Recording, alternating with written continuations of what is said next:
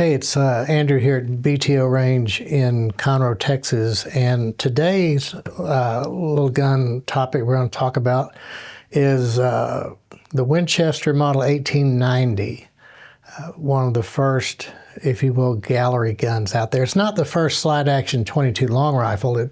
The Colt Lightning small frame was slightly ahead of this gun, but the Winchester version greatly eclipsed the Colt in popularity and number of sales. So prior to this gun, Winchester did have a .22 long rifle, repeating rifle in line in the 1873 lever action, chambered in .22 long rifle, and it really didn't have that great of sales, and companies like Stevens was really dominating the .22 long rifle market. So Winchester at that time, and this was about 1888, decided to go back to the well again to one of their favorite collaborating gun designers, John Browning. And John and his brother Matthew developed this particular slide-action rifle, and it was christened the Model 1890. So it's definitely a Browning design. John and Matthew Browning, the Browning brothers, if you will, debuted in 1890. And it would stay in line until 1932. So somewhere around 775,000 of these things were made, and then there was a cleanup. There was some later production after this, after 1932 with parts on hand. It may have gone all the way up to 1941 with the Model 1890. But in 1932, the gun was replaced in the production line by the Model 62, and we'll talk about that in a bit. And there was another model in the middle there produced simultaneously, the Model 1906. So the standard feature of this gun is a 24-inch octagon barrel. I can't tell you how many people, particularly people of my age and older, come through the store saying they have a hex barrel .22. You do not have a hex barrel .22. That would have 6 sides. These have 8, hence octagonal. So they're octagonal barrels, 24 inches long, right, with flat muzzles, no crown. And that's the typical configuration for this gun. Now, that said, during this time period, Winchester did entertain special orders, and they did make a deluxe version of this gun with fancy wood and a pistol grip stock. But this is a standard version of this gun, the 24-inch octagonal barrel, 18-inch magazine tube underneath it, with a straight stock, not a pistol grip stock. So the sights changed with a couple of different engineering changes, different submodels that we find in the Model 1890. So, and again, we have some still insert pictures on some of these. We have 2 different models here. We have a second model, or a second version, and a third version, second model, third model of the Model 1890 here on the table in front of us. So what's the difference? Well, let's talk about the initial introduction. It was introduced, the thing about the 1890, what differs it from the later 1906s and the 62 and 62A slide action rifles that came after it, is these were single caliber guns. So it was introduced in .22 short, it was introduced in .22 long, and it was introduced in .22 WRF. See, I almost screwed that up myself. .22 Winchester rimfire, WRF, and that's the caliber these 2 rifles are in. And they were specific to that caliber. In other words, if you had one chambered in .22 long, it would not feed .22 shorts because of the carrier. So they were single caliber guns. And that changed later on. Later on in the 1906 and then the 62, they developed a new carrier to make them somewhat interchangeable. But the .22 WRF also had some other changes that made it a little bit different. .22 long rifle did not come out in this gun until 1919. So it was kind of a late chambering, relatively late chambering in the Model 1890. And of course, it was a standard chambering in the 62 for sure. So that said, these are both of these guns, the second and third model, are WRF guns, Winchester rimfire. So the first model gun was a solid frame gun, not takedown. Both of these guns, and let's go ahead and clear these out. So third model, we see the takedown button here, and we'll take one of these apart in a minute, but to show the carrier, but let's open this one up too. This is a little second model gun.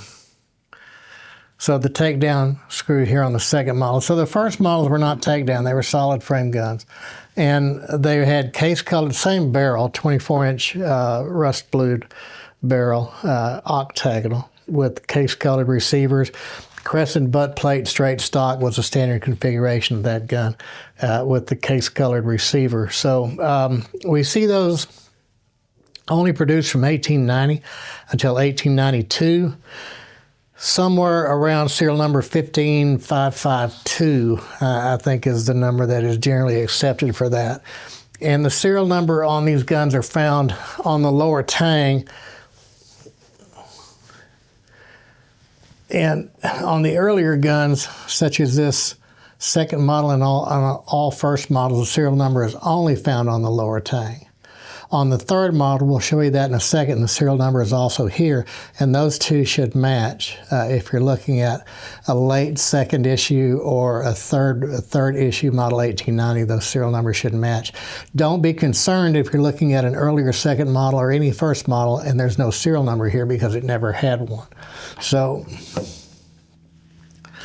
where were we at? Oh, the first model, 1890, 1892. Serial number 15552, that'll only be found on the lower tang. Fixed rear sight would be the standard configuration of that gun. So not long after that, they went to the takedown model, which is the second model, and that ran from 15553 to about, I've got my notes here, 112,970 serial number wise. Now these are takedown guns. We see the takedown start. These were still case colored receivers though, and that first part of second model production still had the case colored receivers. We moved to an adjustable rear sight. Serial number is still only on the lower tang. And then we get into the later issue, or the people just differentiate the second model between case color and blue, the coloration of the finish. So, and that happened in about 1901. So at roughly serial number 112971 up through about 325,000. This serial number is in the low 200,000s here. So this is a 1904 rifle. So we have we went away from the case color receiver. It's a blued finish receiver. Otherwise, the features are the same. Still the same barrel, still the same mag tube, and all of that. And again, deluxe models were available in all of these with checkered wood, with the bent lower tang and pistol grip stock. And then there were engraved versions and things of that nature also that were produced. Winchester obviously is one of the most collected names in American firearms, and the model 1890 is certainly one of those models that are sought after by collectors. There have been entire books published on the Winchester 1890. A great one by Ned Schwing goes into all the minutiae about the 1890 production. So if you're serious about the 1890, that's definitely a thing to get, because we can't even begin to scratch the surface on a YouTube video and keep it at a length that anybody would ever watch. So the third series comes out at about serial number 325-251 and proceeds all the way to the end of production, somewhere serial number 850-something thousand. We see serial numbers running that high. So we see the difference here is in the action, and you can see it here with these actions open. This is a second model. You see the receiver walls go all the way up here, and these locking lugs disappear into the receiver, and they're not visible when the gun is closed. So those lugs are not visible there when the gun is closed. But on the third model, they lock externally, so you can see the lugs here, and that's indicative of the third model gun. So there was a little bit of a change there in the receiver itself. Again, otherwise, and we have some sight changes. And another thing about Winchester is they went through a series of sights, and you could actually specify if you wanted a particular sight set up on the gun. This is the standard Winchester sight unit. This, however, has a marbles rear and a marbles white bead front on the second model. So never say never when it comes to Winchester. And although there may not be a complete special order configuration as far as the fancy stock and whatnot, the sights themselves may have been ordered that way from Winchester. It could have been put on later on, 100%. It could have been put on later on. There is some, speaking about that, there is some availability on factory letters for the Winchester 1890 within certain serial number ranges from the Cody Museum. So if you have an 1890 and you want to know more about the configuration of the 1890 through Winchester factory, you can certainly see if that serial number range is possible.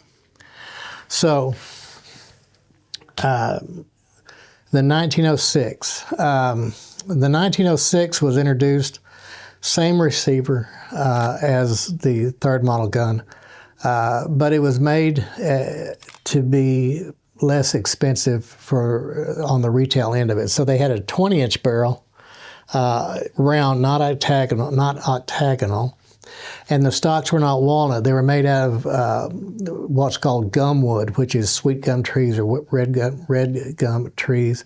They're a hardwood, but they're softer than, say, walnut. So they're cheaper to machine and easier to produce, I guess, or less expensive to procure. And that's what we see the model 1906. Now, having said that, where we see a large number of these guns, particularly the guns in 22 short, the Winchester 1890 and 22 short, and certainly the 06, were shooting galleries. In the early part of the 20th century, all the way up through probably the 60s, maybe later in some areas, but if you went to the county fair or the carnival came to town or whomever, there was a booth where you would actually shoot 22 short chambered rifles at targets. I think now they do it with BB guns or some type of pneumatic rifle, but back then they would use 22 rifles, 22 short, and the 1890 was popular with that, as was the Remington Model 12 in 22 short, and they called them gallery guns. But the 1906 came out, and that became the favorite of the gallery guns because it was less for the carnival operator to buy into those. And they had specific 1906 gallery gun configurations, even to the point where the port cut in the loading tube is different. The 1906 is worth a video, and the 62A are worth videos all by themselves. And as we get some representative examples of those guns, we'll certainly do those videos as well.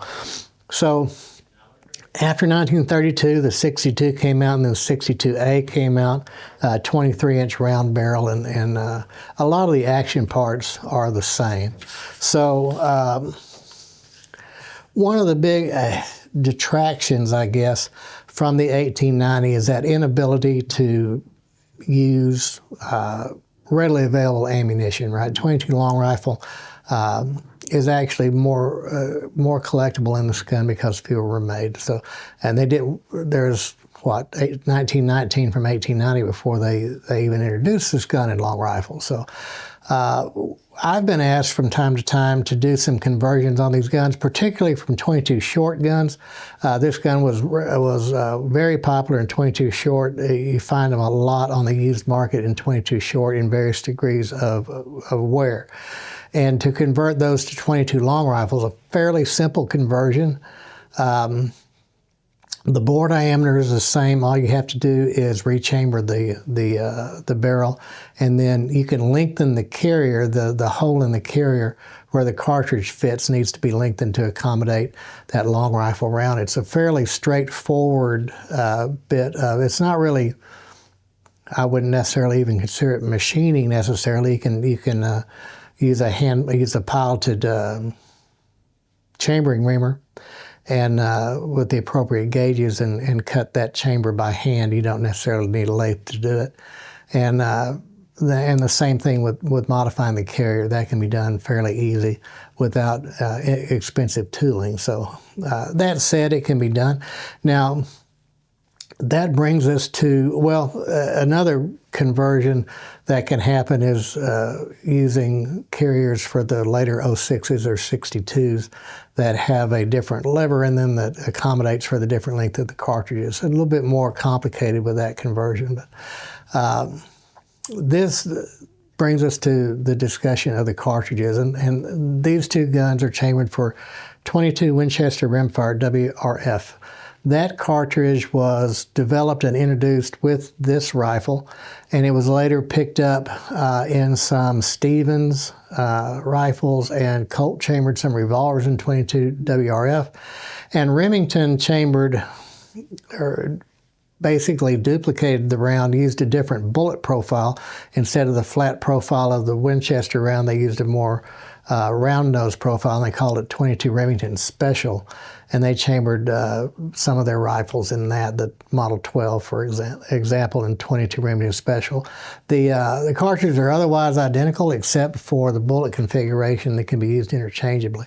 So that said, why are they different from 22 long rifle? And they're different in case diameter and bullet diameter. So the 22 WRF case diameter is similar to the 22 Winchester Magnum rimfire. So if you think about the difference between 357 Magnum and 38 Special, the difference is only in the length of the cartridge case, powder and pressure notwithstanding the physical differences. And it's much the same between 22 Magnum rimfire and 22 WRF. The 22 Magnum rimfire is a lengthened 22 WRF case. Now there's some powder changes, things like that make it a little bit different. But that said, theoretically, you can fire the 22 WRF in a 22 Magnum chamber. But you run into some potential problems with bore diameter because, and you'll see this hashed out quite a bit in various internet forums. The groove diameter of 22 WRF is 0.226. In 22 Magnum, it's 0.224. So you have a 0.002 difference in groove diameter. So CCI had come out, and I think it may still be on their website in the FAQs, the frequently asked questions, but their recommendation is to not fire 22 WRF and 22 Magnum chambered firearms. And there's a few reasons why. One, in a older gun or possibly guns of questionable manufacture, that bore diameter may not be 0.224 in the 22 Magnum. They may have used 22 long rifle, the 0.220, 0.221 diameter barrels in their 22 Magnum revolvers, so the squeeze is getting a little bit much, particularly with jacketed projectiles as opposed to plated projectiles in the 22 WRF. The current CCI, I think, is a 45 grain jacketed projectile in 22 WRF, and they do load it. The Winchester will occasionally load the round, and CCI will occasionally load the round. We do have some at the range. We've shot both these guns because they're just too cool not to shoot them, right? So we did shoot both of these with WRF ammo, and there used to be, and I didn't look at the boxes of ammunition that I have. CCI used to put on the boxes a warning about not using these and using that ammunition in convertible revolvers, and that is a bore diameter issue more than it is anything else. But now, for instance, Ruger uses the .224 bore diameter on their convertible revolvers. They use the Magnum bore diameter as opposed to the long rifle bore diameter. So it shouldn't be an issue in most revolvers. So older revolvers with, I don't want to say low, I'll say it, revolvers of low pedigree, whether that's the old FIE guns or whatever you're talking about there, just be careful of those. And if you do just absolutely feel the need to shoot WRF ammo in them, just make sure for every time you pull the trigger you have a hole in the target and that you haven't squibbed your revolver, particularly on revolvers over 5 inches long, barrel lengths over 5 inches long. So a lot said about that, probably too much, probably too much to be said about it. So let's take one apart and just to show you how that's done. Now, remember the first models were all solid frame, so it doesn't apply. But we'll take the second gen apart. We'll move this third model out of the way, and we'll take this guy apart. So if the hammer is fully down, you're gonna have to move it back to that first click position. We're just gonna unscrew this. It's knurled on the edges here, but it's also slotted here for a very thin. I guess you could use a very thin coin or something if you have it to get in there to turn that. Now it's captured, so it's not gonna come all the way out, and that's a good thing. So once you've got it loose, the gun will just come apart like that, right? So now, if you were going to remove the bolt, you would have to remove this cover here. So that's just removing this screw. That's simply a screw that holds this cover on. Once this screw is removed, this cover will move forward out of its mortise in the frame.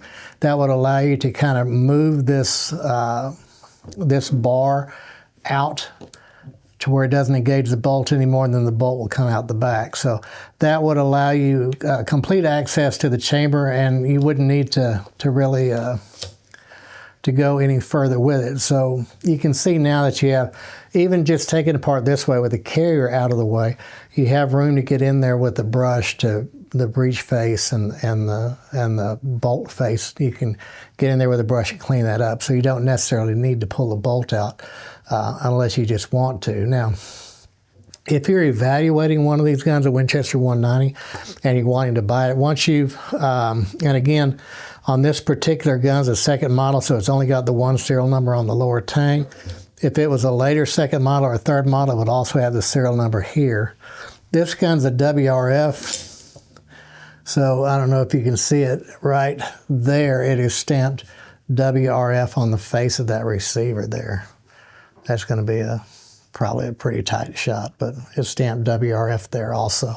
So that all matches up. You're going to want to look at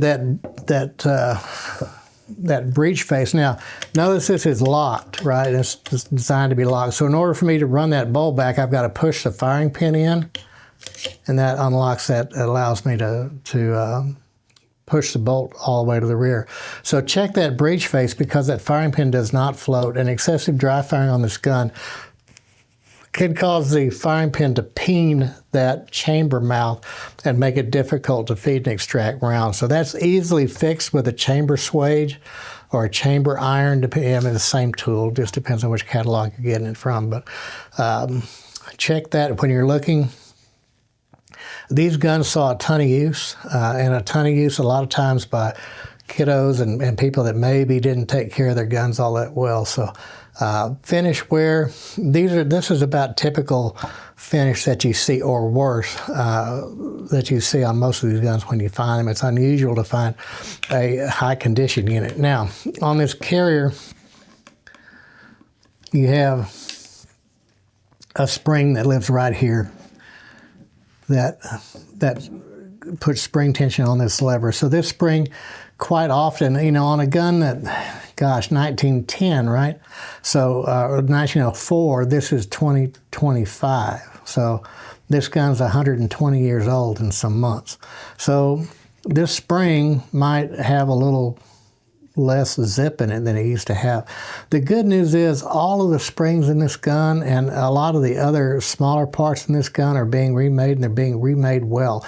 This morning I looked at the Jack First online catalog, and they have all this stuff in stock, even magazine tubes and what have you. So we talked about converting this carrier. This is a WRF carrier. So with the case diameter being differently, if we were wanting to convert this gun from 22 WRF into 22 long rifle, which would be the only sensible conversion for it, we would have to replace carrier. We would have to completely reline the barrel, new outer and inner magazine tube. It'd be extensive. And we also see a lot of stuff on the internet about converting a WRF gun to 22 Magnum. And when the Browning brothers designed this gun, they originally intended to have it in centerfire cartridges as well. The other cartridges that the 73 was chambered in, such as 32 Winchester centerfire and a 22 Winchester centerfire cartridge, which became which would become the 22 Hornet later on. And they didn't do it. They stuck with the rimfire. So I don't know that. I personally believe the action is strong enough for 22 Magnum. People make a lot of hoo-ha about it being old steel and things of that nature, but I think you're probably still okay. So it would be, to convert to 22 Magnum, it'd be chambering and lengthening the hole in this carrier just a little bit still. So it could be done. I don't know whether it should be done. That's an issue for your gunsmith to figure out if he wants to do it or not. There's certainly a liability issue there. So that said, when you take one of these, you should pop it apart like this. This spring should be intact. We should have good tension on this lever. Obviously, we should have